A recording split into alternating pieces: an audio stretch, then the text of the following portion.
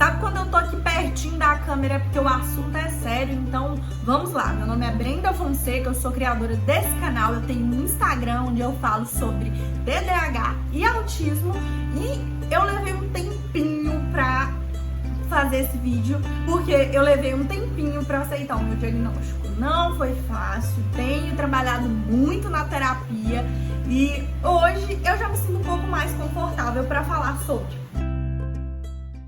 O que acontece? Meu medo não era o autismo. Eu não tenho como ter medo e vergonha de uma coisa que eu sou. Meu medo era como as pessoas iriam reagir. Olha aí, né? O que a sociedade faz com a gente? Faz a gente ter vergonha ou medo do que a gente é. E por muito tempo eu fiquei com medo de como isso poderia impactar o meu trabalho, as minhas relações, como as pessoas me tratariam, se as pessoas iam reconhecer o meu autismo, porque eu pensei muito de ouvir de pessoas: ah, mas você tem cara de autista, ah, mas você só foi descobrir isso agora, ah, eu acho que você é autista. E assim, essas coisas, eu não sei lidar muito bem com crítica, eu não sei lidar muito bem com pessoas que pensam diferente de mim, não porque eu quero fazer elas engolirem a verdade, mas porque eu tendo a ser uma people pleaser. Eu gosto de agradar as pessoas. E aí, quando as pessoas falam, eu tendo a falar, eu não gosto de contrariar. E na terapia, eu tô trabalhando isso e aprendendo que ninguém tem que me validar. Eu sou o que eu sou. Se você não acredita, se você não compactua, aí é problema seu, né? E se vier a me impactar de uma forma negativa, eu tô pronta pro que vier, porque eu, graças a Deus, sou saudável o suficiente pra trabalhar e pra levar a vida. Então, né, viver a minha verdade não tem que ser algo que eu tenha que me preocupar, não. Então, agora eu já te peço pra curtir, compartilhar e se inscrever no canal. Por favor, se inscreva. Eu tô na meta de chegar aos 1000 inscritos e cada inscrito conta, gente. Tô sempre trazendo conteúdo de qualidade, eu não tô aqui me indigando inscrito não, mas é porque realmente vai te ajudar. Nenhum seguidor que eu tenho, nenhum inscrito que eu tenho foi na base do pedido, não. Foi conquistado e eu espero te conquistar também. Por favor, também comenta. Pode ser um comentário bobo, na verdade. Comentários são, às vezes, até mais importantes que curtidas, tá? Então, se você puder comentar, esse vídeo vai chegar para outras pessoas. Eu fiz um vídeo longo, 29 minutos, em que eu contei todo o meu processo do diagnóstico do TDAH, tá? Nele eu falei que eu tinha um outro transtorno, que talvez eu teria coragem de trazer aqui, e eu tive coragem, então eu tô aqui falando sobre o meu autismo. Eu vou seguir mais ou menos o mesmo parâmetro daquele outro vídeo, só que aquele vídeo ficou muito longo e já abarca muita coisa, muitos sintomas do autismo e do TDAH se parecem. Então eu vou condensar aqui, que esse vídeo vai ser um pouco mais curto, depois eu posso trazer um outro vídeo falando mais especificamente sobre alguma dúvida que você tiver, por isso que eu preciso que você comente. Se eu usar algum termo, gente, que não seja correto, eu te peço desculpa, pode me corrigir, eu tô sempre aberta para correções, tá? Eu quero trazer o melhor de qualidade de conteúdo aqui, então eu tenho que estar aberta para críticas. Eu vou te explicar que existem 3 níveis de autismo: nível 1 de suporte, nível 2 de suporte, nível 3 de suporte. Eu me encaixo no nível 1, o antigo Asperger. Se você tiver interesse, eu posso estar trazendo o que é o Asperger, por que ele não existe mais. Mas eu sou basicamente o mesmo tipo do autismo do Elon Musk, do Tim Burton, do cara do Breaking Bad lá, que eu esqueci. Breaking Bad? Não, Prison Break. Pessoas como eu passam bem debaixo do radar. Inclusive, tem várias outras pessoas por aí que não são diagnosticadas e provavelmente nunca vão ser. Mas assim, eu acredito que o diagnóstico, ele é benéfico, porque pessoas como eu tendem a sofrer muito com o masking, né? Que é o mascarar os sintomas. Então, pra se encaixar, a gente tende a se esforçar mais, sabe? Pra se encaixar nos parâmetros sociais. E isso cansa, isso é exaustivo. Vou começar falando um pouquinho sobre os sintomas que eu apresentava durante a infância. Eu, diferentemente de todos os outros autistas que eu conheço, comecei a falar muito cedo. E isso também é um sintoma que meu médico me explicou. Mas eu comecei a falar antes mesmo de andar. Então, assim, já tinha um sintoma ali. Eu falava muito, eu sempre falei bastante. Eu falei errado por muito tempo, mas não era uma coisa assim muito preocupante não, mas eu falei errado por muito tempo. E uma coisa que hoje eu entendo é que linguagem falada não quer dizer boa, não, comunicação falada não quer dizer uma boa comunicação. Não, quer dizer que porque eu falava muito ou falava, né, várias coisas que eu falava bem.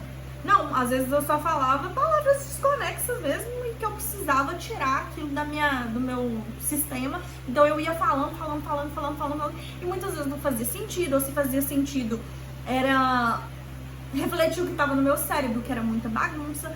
Então, hoje eu entendo isso. E outra coisa é que eu era bem... Como é que eu vou falar assim? Não é inteligente, é inteligente. Tá, não sei. Eu era uma criança considerada, para os padrões do lugar que eu estudava, inteligente. Eu conseguia pegar as coisas muito fáceis. E as pessoas com autismo, não todas, pelo amor de Deus, não generaliza, são consideradas um pouquinho inteligentes. Então eu era considerada bastante inteligente na época. Então, coisas que crianças da minha idade tinham dificuldade, eu não tinha, sabe? Eu aprendia e muitas vezes eu aprendia sozinha. Tanto é que eu aprendi a falar inglês sozinha, morando na roça. Ninguém entende. Eu peguei um livro, comecei a ler e aprendi. E aí entra também os livros. Eu comecei a ler desde muito nova. Então eu lia o tempo todo, gente. Eu lia comendo, eu lia dormindo. Não lia dormindo. Mas eu deixava de dormir pra ler.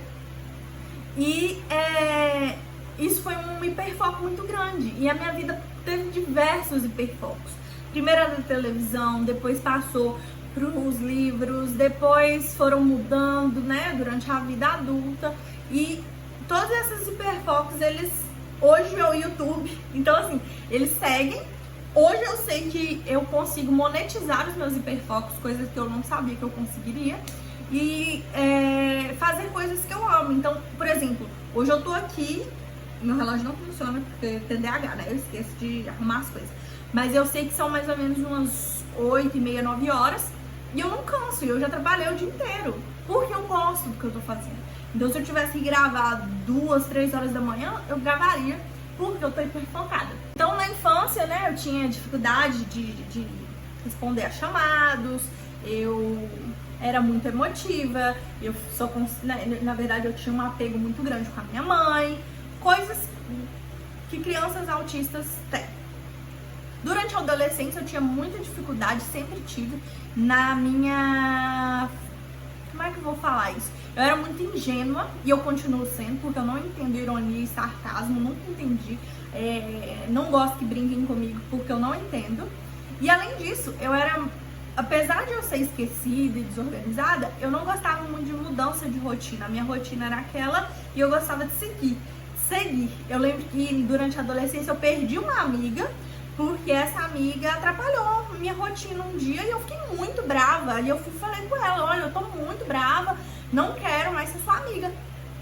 Olha, você entende que é muito complicado? Na época eu fiquei olhando e falei assim, nossa, mas que reação pesada pra uma coisa simples. Mas foi a reação que eu tive na época. Eu me arrependo, mas né, fazer o quê? Já foi. A terapia ensina a gente que já foi. Pedir desculpa, tá, gente? Mas tem coisas que a gente não consegue reparar. E sempre tive minhas estereotipias, eu sempre estralei dedo, mexi as pernas, eu mexo as pernas até dormindo, eu não gosto que me prenda, que me aperte, eu fico em pânico, eu sempre tive muita sensibilidade a barulho, fogo de artifício. Minha mãe, eu lembro que quando eu ia com a minha mãe pro supermercado, tinha aquelas máquinas que fazem com durex, sabe? Pra fechar a caixa. Eu não gostava do barulho daquilo. Era ai, ó, eu odeio o barulho daquilo. Lavar o cabelo. Sempre tive muita dificuldade com higiene, porque as coisas eram, né, sensibilidade e tudo. E eu fui criada numa fazenda, isso eu conto lá no meu relato do TDAH. Então eu fui criada no meio do nada. Então pra mim foi muito cômodo. Eu cresci num ambiente muito cômodo pra mim. Pra que eu não fosse comparada com tantas crianças normais, que eram poucas crianças que tinham naquele local. E também eu conhecia todo mundo, então eu podia ser mais quem eu era. Eu fui notar mesmo quão difícil era pra mim a vida em sociedade quando eu realmente entrei na sociedade. E quando eu realmente vi que eu tinha zero traquejo social, eu tinha zero inteligência emocional. E isso eu levei até a faculdade. Fui aprendendo, lógico, né? A gente acaba que as pessoas que têm TDAH e autismo, não, as pessoas que têm autismo, elas tendem a copiar o que as outras pessoas fazem. Então eu geralmente observava muito o que as outras pessoas faziam e imitava, e isso dava certo pra mim. Então, graças a Deus, sempre tive muitos amigos, e esses amigos me ajudaram muito. Eu lembro que tinha uma amiga minha que eu tinha mania de, quando eu depilava o braço, eu ficava coçando. E eu não tinha noção de que eu tava coçando. Aí uma amiga minha, Camila, tchau, ela virou pra mim e falou assim: amiga, para de coçar o braço, você sempre coça o braço. Eu não notava, olha pra você ver, uma coisa tão simples pra mim, coçar o braço. E isso é uma coisa que na sociedade você não pode ficar coçando seu braço na frente das pessoas. E era uma coisa que eu fazia. Dificuldade de lidar com as emoções. Então quando eu tô triste, eu tô muito triste. Quando eu tô feliz, eu tô muito feliz. A minha irmã sempre fala, quando ela tá empolgada com alguma coisa, ela fala assim: eu tô empolgada, eu não tô empolgada você. Porque eu fico empolgada, ela fica empolgada, sabe? Então eu tenho uma desregulação nisso, e quando eu tô triste também eu choro muito, eu fico muito triste. Eu tenho dificuldade de quando as coisas saem do plano, saem do planejado, eu perco, eu saio da casinha. Já é a terceira ou segunda vez, inclusive eu parei de viajar de ônibus, que meu ônibus atrasa. Gente, eu não sei porquê, mas o ônibus atrasar me dá um desespero. E aí eu ligo pra minha família toda em desespero, chorando. E eu não gosto de esperar, um problema muito grande com esperar. Isso tanto do TDAH quanto do autismo. Essa dificuldade na espera, eu tenho zero paciência, eu fico muito frustrada. E assim, são coisas que parecem bobas, né? Mas é que em mim dói. Eu falo com a minha família, sempre falei com eles que esperar, o ato de esperar, pra uma pessoa normal, é chato. Ai, nossa, ninguém gosta de esperar os outros, não. No meu caso, dói fisicamente, eu sinto a dor da espera. Então, assim, são coisinhas que vão passando. Ó, minha perna tá até mexendo. Provavelmente estão ansiosa por alguma coisa, eu tô sobrecarregada porque eu tô gravando já o terceiro vídeo que eu gravo hoje. E tô cansada, né? Então, assim, são coisas e coisas. Também tem muita dificuldade em relacionamento amoroso, né? Porque acaba que ser uma pessoa neurodiversa num relacionamento é difícil. Depois eu posso estar trazendo um vídeo falando sobre, respondendo dúvidas também sobre. Pessoas com autismo, com TDAH, elas podem ter relacionamentos normais, inclusive relacionamentos com pessoas neurotípicas, tá? Mas não deixa de ser difícil. Se para duas pessoas neurotípicas já é difícil um relacionamento, imagina para uma neurotípica e uma neurodiversa. Bem difícil.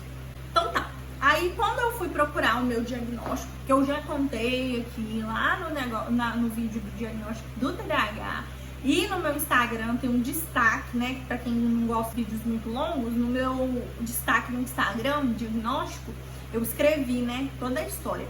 Então o que acontece? Quando eu fui em busca do meu diagnóstico, fiz minha primeira consulta com um médico, levei pra ele uma lista, porque eu amo lista, ó, o autismo aí também, amo listas. Levei pro meu médico uma lista com todos os sintomas, desde a infância até a vida adulta. E ele falou comigo assim: olha, o TDAH pra mim é claro, mas eu estou com suspeita de outra coisa. Ele não me falou o que era, inclusive quase me mata, viu? O doutor quase me matou de ansiedade. Aí ele falou assim: eu preciso que você volte. Isso foram 2 horas de consulta. Voltei, mais 2 horas de consulta. Ele já tinha fechado o diagnóstico do TDAH. Ele falou: beleza, agora eu vou te explicar o que eu acho que você tem. Eu acho que você tem um Asperger, que na época ainda era Asperger, que não tinha trocado. Autismo leve. Na hora que ele falou isso, uma bomba caiu na minha cabeça. Porque gente, eu não aceitava. Não é que eu não aceitava, eu fiquei muito impactada. Porque o TDAH eu já tinha aceitado o fato, já tava meio brava, porque como que eu não tinha notado isso antes e tal. Mas o autismo, eu fiquei louca. Falei, meu Deus, não, doutor, como que eu tenho autismo? Não, isso tá errado. E ele, não, calma, pode ser que você tenha, vamos continuar investigando. Beleza. Precisa que a sua mãe venha aqui pra gente fazer, algum parente, né? Venha pra gente fazer uma entrevista, sabe? Uma pesquisa diagnóstica. Levei a minha mãe, ele conversou com a minha mãe. Depois que ele conversou com a minha mãe, ele fechou o diagnóstico. Falou, olha, realmente você tem o diagnóstico do TDAH e o autismo leve. Eu vou estar te dando aqui um laudo médico do autismo. Eu tenho meu laudo ali. E pra você também conseguir a sua CIPTEA. Eu tô aqui olhando pra cá, mas é porque eu tô procurando a minha CIPTEA. Então, eu tenho a minha carteirinha de pessoa autista, tá? Esse cordãozinho aqui, ele é de girassóizinhos. Eu podia ter escolhido o com símbolo do autismo, mas porque, de novo, tava com um pouquinho de dificuldade de aceitar, eu uso ele só quando eu tô em algum local muito cheio de gente. Por exemplo, quando eu fui no Rock in Rio, eu usei pra eu ficar mais segura, se eu precisasse de suporte, porque é muita gente, muita coisa, eu pedi ajuda. No aeroporto, eu lembro que eu usei também. Então, assim, esse cordãozinho, ele identifica uma deficiência não visível, não, tá? E as pessoas não podem perguntar o que são, o que é. Tem gente que pergunta, mas tudo bem. Então, eu sou considerada, por lei, tá, gente? Não é que eu tô tirando da minha cabeça, não. Uma pessoa com deficiência. Por quê? Ah, Brenda, por quê? Não sei o que, não sei o que. Ah, não concordo. Se você concorda, se você não concorda, não tem o que fazer, tá? A lei diz que pessoas autistas, elas são deficientes. E aí que eu posso, né, me utilizar do que for de benefício para pessoas com deficiência. Utilizo de tudo? Não utilizo. Utilizo só do que eu acho que afeta o meu funcionamento. Por exemplo, se eu tô numa fila e tá tudo bem eu esperar, beleza. Se eu tô em crise, eu não vou pegar a fila. Porque, como eu já falei com vocês, eu choro. Eu choro quando eu tô... Aí, eu tô perdida. Eu choro quando eu tô em situações que eu tenho que esperar, sabe? Então eu vou ficar chorando na fila? Não, eu pego, né? Eu pego a fila preferencial. Se eu estou em um ambiente muito cheio e aí tem um espaço especial para pessoas com deficiência, eu vou pro espaço, porque multidões me deixam mais ansiedade.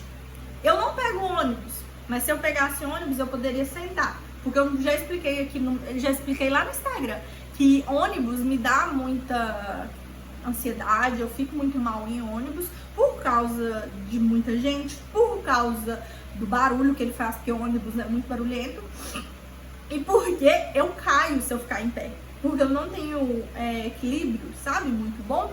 Então todas as vezes que eu andei no ônibus em pé, o ônibus pula junto. Eu já caí no ônibus e o povo tem que me ajudar a levantar. Então se eu precisar sentar, eu sento, tá? Então eu uso só pra isso. Mas se tiver de boa, por exemplo, se eu tiver com outra pessoa, às vezes eu não me sinto tão mal, então eu não uso. A CIPTEA, por enquanto que eu sei, só tem aqui em Minas Gerais. Se eu tiver enganada, alguém me fala. CIPTEA é a carteira de identificação da pessoa autista, com transtorno do espectro autista.